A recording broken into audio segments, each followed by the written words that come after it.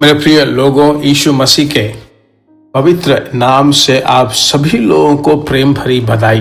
परमेश्वर के बहुत बड़े अनुग्रह से मैं आपसे मिल पा रहा हूँ। हर दिन परमेश्वर के वचन को मैं आपके लिए ले आ रहा हूँ। आपकी प्रार्थनाएं हमें बहुत संभाल रही हैं। Thank you. पर लगातार प्रार्थना कीजिए। दूसरों को भी यह सुबह में जो हर दिन पवित्र आत्मा के साथ नामक एक शॉर्ट मैसेज आप उन्हें बतलाइए, क्योंकि आज परमेश्वर के लोगों को जो है भविष्यवाणी के रूप में चलाया जाना बहुत जरूरी है।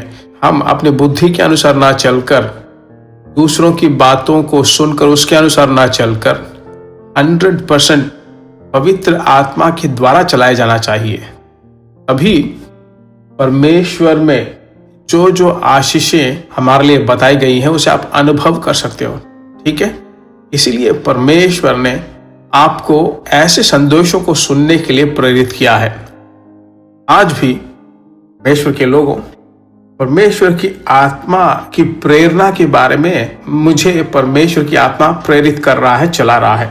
उसके आधार पर लूका रचित सुसमाचार 2 अध्याय और 27वां वचन, वह आत्मा के सिखाने से मंदिर में आया। कौन? शमौन।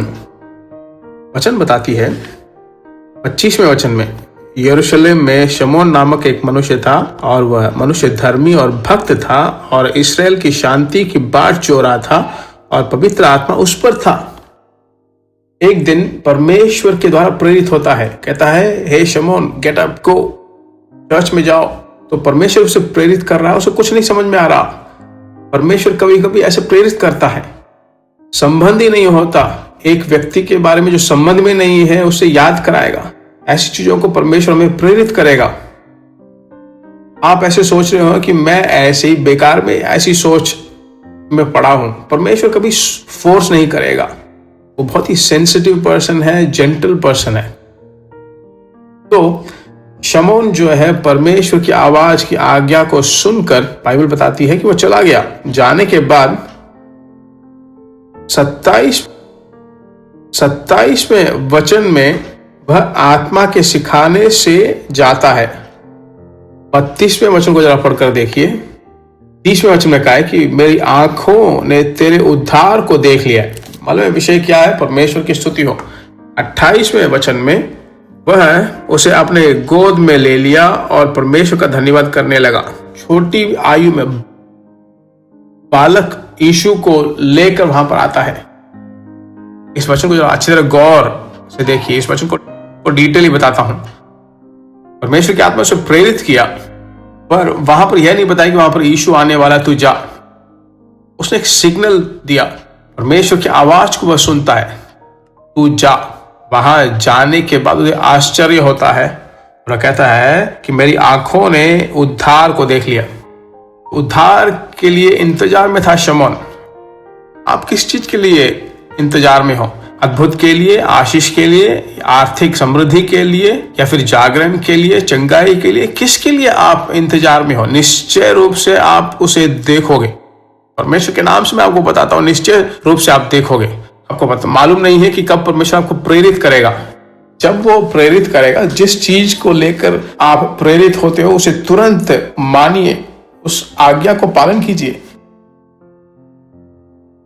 तो इन दिनों में शमौन को जिस परमेश्वर ने चलाया, वह हमें भी, हम सबको चलाएगा।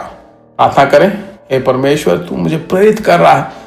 सब हाथ उठाकर प्रार्थना करते हैं। हमारे प्यारे परमेश्वर, पवित्र परमेश्वर, इन दिनों में यह प्रेरित होना कितना अवश्य है, इतना अवश्य है। संबंध में ही नहीं होता। शमौन को कहता है कि तू जाकर मंदिर में जा, और यीशु को अपने गोद में लेकर कहता है कि उद्धार को मेरी आंखों ने देखा। कितने आनंद से परमेश्वर की स्तुति की शमौन ने।